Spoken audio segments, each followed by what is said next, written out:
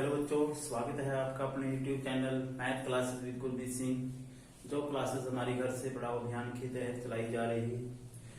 तो दो चर वाले रैखिक समीकरण युग्म जो है हमारा टॉपिक चल रहा था। हम जो है प्रश्नावली 3.6 पे थे, लेकिन उसके कुछ व्यवहारिक प्रश्न थे। व्यवहारिक प्रश्न उसके 3 प्रश्न है हमारे पास। जो व्यवहारिक प्रश्न है, पहला प्रश्न है,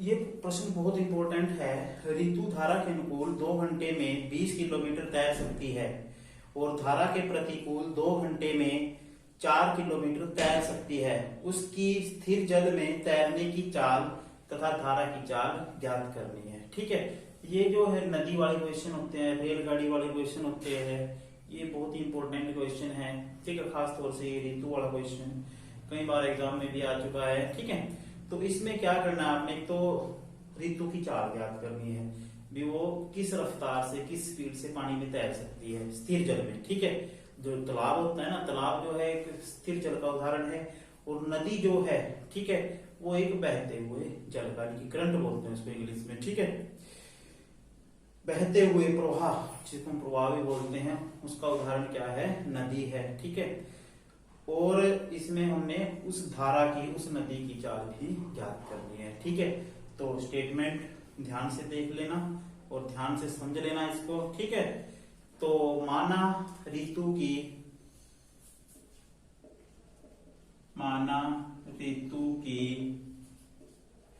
स्थिर जल में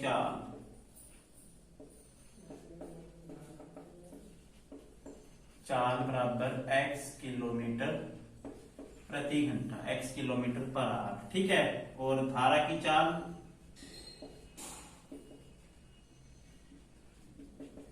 y किलोमीटर पर आवर। ठीक है, अब लिखते हैं धारा की दिशा में ऋतु की चाल। देखो, जिस तरफ धारा बह रही है, इस तरफ धारा बह रही है, जो नदी है, ठीक है, वो इस तरफ बह रही है, और धारा जो ऋतु जो है वो भी इसी तरफ की जा रही है तैरती हुई। तो क्या होगा, उनकी स्पीड में क्या होगी, बढ़ोतरी हो जाएगी, क्योंकि जो धारा की चाल है वो ऋतु की चाल में प्लस हो जाएगी, क्योंकि वो धारा की चाल की वजह से भी ऋतु जो है आगे जाएगी। देखा होगा जब हम साइकिल चलाते हैं, ठीक है, अगर तो हम उसी दिशा में साइकिल लेके जाते हैं जिस दिशा में हवा का प्रवाह है, तो हमारा जो बल है, बहुत कम बल यूज होता है हमारा। ठीक है, साइकिल दौड़ी चली जाती है। लेकिन जब हम विपरीत दिशा में साइकिल चलाते हैं तो ज्यादा हमें बल लगाना पड़ता है। वही काम, वही प्रक्रिया यहाँ पे है। अगर तो ऋतु जो है इस तरफ जाएगी, इस तरफ धारा जा रही है, तो उसकी चाल क्या हो जाएगी, प्लस हो जाएगी धारा की चाल में। ठीक है, यानी कि धारा की चाल ऋतु की चाल में प्लस हो जाएगी। लेकिन अगर नदी तो ऐसे बह रही है और ऋतु को ऐसे आना पड़ रहा है, तो उस केस में क्या होगा, चाल जो है धारा की, सॉरी ऋतु की चाल कम हो जाएगी। किसकी वजह से, धारा की, जो क्योंकि धारा जो है आगे से उसको टकराएगी ना, तो उसकी वजह से उसकी चाल जो है वो कम हो जाएगी। तो यहां लिखेंगे धारा की विपरीत दिशा में ऋतु की चाल क्या होगी, x माइनस वाई। एक चीज ध्यान रखनी है, जो धारा की चाल, सॉरी ऋतु की चाल है, वो धारा की चाल से क्या होनी चाहिए, हमेशा ही ज्यादा होनी चाहिए। लेकिन अगर ऋतु की चाल धारा की चाल से कम होती है, तो उस केस में वो इस डायरेक्शन में, अपोजिट, विपरीत दिशा में तैर नहीं पाएगी। आगे 1 किलोमीटर भी नहीं चल पाएगी, बल्कि वो नेगेटिव पीछे की तरफ धकेल देगी उसको, जो धारा है। इसलिए चीज ध्यान रखनी है, x की वैल्यू y से ग्रेटर होनी चाहिए। ठीक है, तभी तो x माइनस वाई किया है। तो पहले केस में, पहली शर्त में, पहली स्थिति में क्या है, उसको कितना टाइम लगता है, धारा के अनुकूल 2 घंटे में 20 किलोमीटर तैर सकती है। अब दूरी का सूत्र क्या होता है, समय गुना 4। अब समय कितना लग रहा है उसको, 2 घंटे।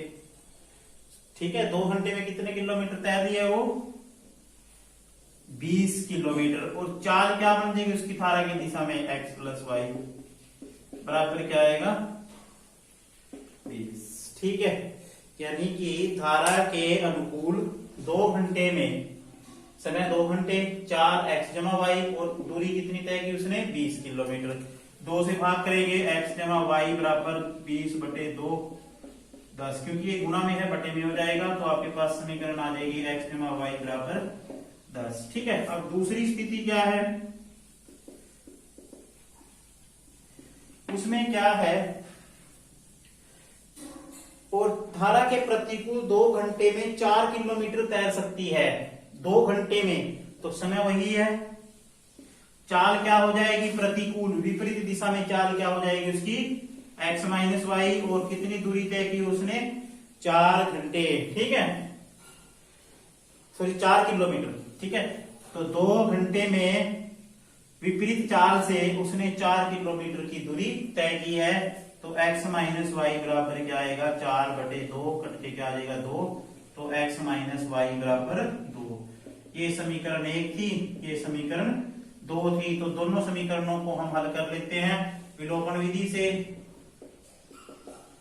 x माइनस वाई बराबर 2, जोड़ने में करेंगे 2x बराबर 12, x बराबर 12/2, कट के क्या आ जाएगा 6, तो x का मान क्या आएगा 6 किलोमीटर पर आवर। ठीक है, अब x का मान कहां रखेंगे, समीकरण 1 में रखेंगे, तो 6 जमा वाई बराबर 10, y बराबर क्या आएगा 10 माइनस 6, y का मान क्या आ जाएगा 4 किलोमीटर प्रति घंटा। यानी कि जो धारा की चाल आई है वो 4 किलोमीटर प्रति घंटा आई है, और जो ऋतु की चाल थी, जो लड़की की चाल थी, वो आई हमारे पास 6 किलोमीटर प्रति घंटा। ठीक है, अब इसके बाद हम करेंगे अगला क्वेश्चन।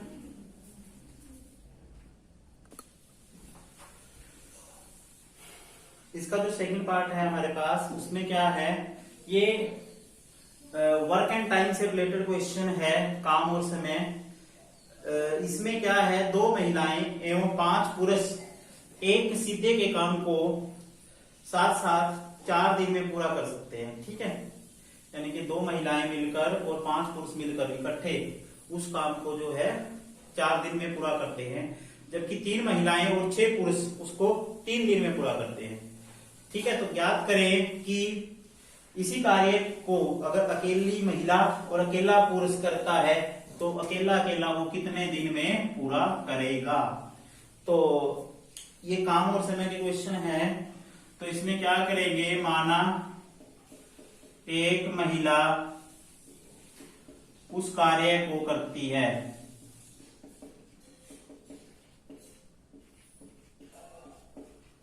बराबर x दिन में, और माना एक पुरुष उस कार्य को करता है y दिन में। ठीक है, तो अब उसमें ये देखना आपने, कोई व्यक्ति अगर एक काम को 2 दिन में करता है, वैसे उदाहरण दे रहा हूं मैं, तो उसका 1 दिन का काम क्या होगा, 1 दिन में आधा काम करेगा वो।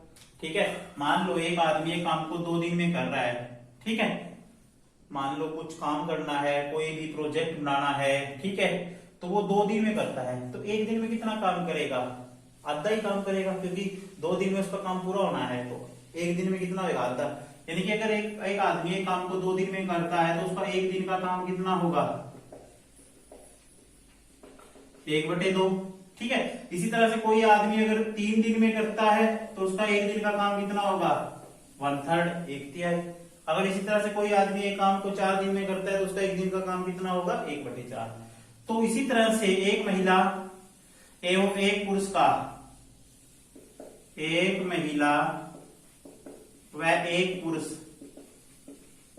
का एक दिन का काम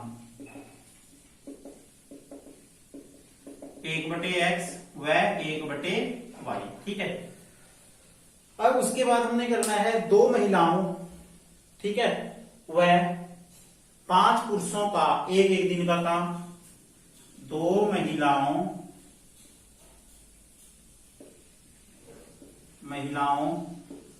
व 5 पुरुषों का एक दिन का काम कितना होगा, देखो 2 महिलाएं व पुरुष जो हैं उनका एक एक दिन का काम कितना हो जाएगा, 2/x व 5/y। ठीक है, अब इनका जो कुल काम है दोनों मिलकर वो कितने दिन में करते हैं, 4 दिन में। तो 2 महिलाएं व 5 पुरुषों का इकट्ठे जब मिलकर काम करेंगे, वो ये तो अलग अलग है, तो कितने दिन में काम होगा, 4 दिन में। तो उनका दोनों का मिलकर जब काम करेंगे वो, तो उनका एक दिन का काम कितना हो जाएगा, 1/4। क्योंकि जब हम इनका व्युत्क्रम कर रहे हैं, अगर हमने x दिन का व्युत्क्रम किया तो 1/xy का किया, y 1/y। उसी तरह से 4 दिन का जब करेंगे, क्योंकि जब दोनों मिलकर काम कर रहे हैं तो काम कितने दिन में हो रहा है, 4 दिन में, तो उसका व्युत्क्रम क्या हो जाएगा, 1/4। यानी कि 2/x जमा 5/y बराबर 1/4। ये ध्यान रखना, क्योंकि दोनों प्लस हो रहे हैं, दोनों मिलकर कितने दिन में कर रहे हैं, 4 दिन में। तो उनका एक दिन का काम कितना होगा, 1/4, क्योंकि ये एक एक दिन के काम थे। ठीक है, ये समीकरण आ गया आपके पास ए। इसी प्रकार जो दूसरी स्थिति है हमारे पास, उसमें क्या है, 3 महिलाएं। अब हमें डायरेक्ट लिख देता हूं, 3/x प्लस 6 पुरुष, उसको कितने दिन में कर रहे हैं, 3 दिन में। ये ऐसा क्वेश्चन बन गया है जैसा इस एक्सरसाइज का पहला क्वेश्चन आपने किया था। तो इसमें क्या करते थे, 1/x को क्या मान लेते थे, a, और 1/y को क्या मान लेते थे, b। तो पहली समीकरण बनेगी 2a जमा 5b, 2a जमा 5b बराबर 1/4, और 3a जमा 6b बराबर 1/3। तो इसको क्या करेंगे, आगे एलसीएम लेके, चाहे इसका वो जो है फ्रैक्शन जो है भिन्न है वो खत्म कर लो। जब इसको 4 से गुणा करेंगे, ये 4 इस तरफ आएगा, 8a इससे भी गुणा होगा, 20b बराबर 1, ये आएगा 9a प्लस 18b बराबर 1। ठीक है, दोनों समीकरणों को आपने क्या करना है, हल करके a और b का मान आपने निकालना है। ठीक है, इन वीडियो को पॉज करके इस जो ये लिखा है मैंने उसको ध्यान से देखें, इस कंसेप्ट को समझें कि कैसे हुआ है।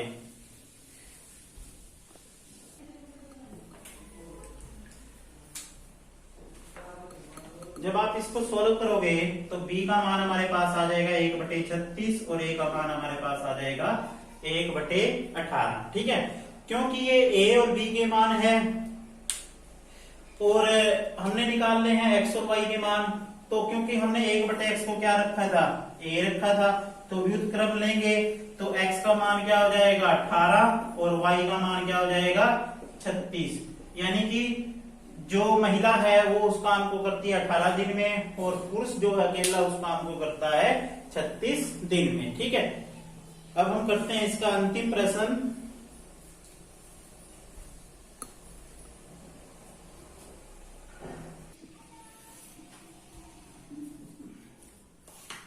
ये क्वेश्चन जो है ये भी दूरी, समय और चाल से संबंधित प्रश्न है। इसमें क्या है, एक लड़की रूही 300 किलोमीटर दूरी पर स्थित अपने घर जाने के लिए कुछ दूरी जो है रेलगाड़ी से तथा कुछ दूरी बस से तय करती है। यदि वह 60 किलोमीटर जो है वो रेलगाड़ी से तथा शेष जो दूरी है वो बस द्वारा तय करे तो उसे 4 घंटे जो है वो समय लगता है। लेकिन यदि वह 100 किलोमीटर रेलगाड़ी से तथा शेष जो दूरी है वो बस से तय करे तो उसे 10 मिनट जो है वो अधिक लगते हैं। तो रेलगाड़ी एवं बस की जो है वो क्रम से हमें चाल याद करनी है। तो इसमें क्या करेंगे, माना रेलगाड़ी की चाल बराबर x km/h। ठीक है, और बस की चाल मान लेते हैं y km/h। ठीक है, अब जो दूरी है उसकी वो टोटल डिस्टेंस है, ये लड़की यहाँ है, यहाँ से यहाँ तक जाना है, इसको 300 किलोमीटर की डिस्टेंस है। अब वो कुछ डिस्टेंस मान लो उसने 60 किलोमीटर जो है रेलगाड़ी से तय की है, और बाकी जो डिस्टेंस है उसने पहले वाले केस में वो बस से तय की है, ये बस से। अब 300 में से 60 उसने जो है रेल से तय की है, बाकी कितने बचे हैं, 300 माइनस 60, 240 किलोमीटर जो है वो उसने किससे तय की है, बस से तय की है। तो और समय कुल कितना लगा उसको 4 घंटे, समय लगे हैं 4 घंटे। अब समय का सूत्र क्या होता है, समय बराबर होता है दूरी बटे 4। अब पहले दूरी कितनी है 60 किलोमीटर, और चाल क्या है इसमें, चाल रेल की आएगी क्योंकि रेल से तय की है, और रेल की चाल क्या है x है, प्लस अब दूसरी जो डिस्टेंस है, दूसरी दूरी है 240 किलोमीटर, ये किससे तय की उसने, बस से, और बस की चाल क्या है y है, और कुल समय कितना लगा उसको 4 घंटे। ठीक है, बराबर रखेंगे 4। अब ये समीकरण ये आ गई, बाद में हम इसमें 1/x को a और 1/y को b रख के वैसे ही हल करेंगे, लेकिन इसके से पहले जो समीकरण 2 है वो निकालेंगे। इसमें 100 किलोमीटर, ये 100 किलोमीटर जो है उसने रेल से, और अगले जो है 200 किलोमीटर, 300 किलोमीटर थे ना, 200 किलोमीटर जो है वो किससे तय किए उसने, बस से। पहले 100 किलोमीटर उसने किससे तय की है, रेलगाड़ी से। ठीक है, तो अगले 200 किलोमीटर उसने किससे तय की है, बस से, क्योंकि टोटल 300 किलोमीटर जो है वो दूरी थी। तो इसमें क्या बनेगा, 100 बटे ये किससे तय की है, रेल से, और रेल की चाल क्या है x है, प्लस 200 बटे y बराबर, अब उसको क्या लगता है 4 घंटे, सॉरी 4 घंटे से उसको 10 मिनट ज्यादा लगते हैं। तो 4 घंटे में अगर मैं 10 मिनट जोड़ता हूं, कई बच्चे सोचते हैं कि 10 जोड़ देंगे 14 हो जाएगा, गलत है, क्योंकि ये तो घंटे हैं और ये मिनट है। ठीक है, तो क्या करेंगे, क्योंकि घंटों में सिर्फ घंटे ही प्लस होते हैं, मिनटों में मिनट। अब 10 जो मिनट थे हमारे, इसको भी जो आवर्स में चेंज कर लेते हैं, और जब मिनट को घंटे में बदलते हैं तो किससे भाग करते हैं, 60 से। ठीक है, तो ये कट जाएगा 4 जमा 1/6, 6 जो के 24, 25/6, तो यहाँ पे आएगा 25/6, ये समीकरण आएगी 2। ठीक है, तो अब आपने क्या करना है, 1/x को a और 1/y को b रखना है।